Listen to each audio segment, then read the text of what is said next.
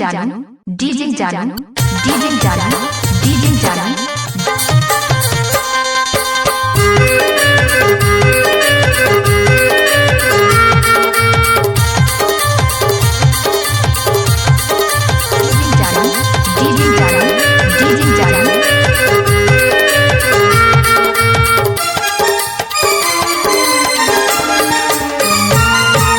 पैरी के बोलना तोर झुझुल के रहना तो हीला फूले का गोंदा फूल हे गोंदा फूल ना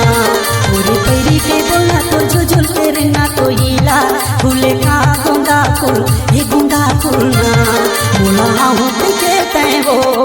बोला हूँ के तय रे वही ये जगह माँ डारना बोला हूँ के तय वो बोला हूँ के तय रे वही ये जगह माँ डारना।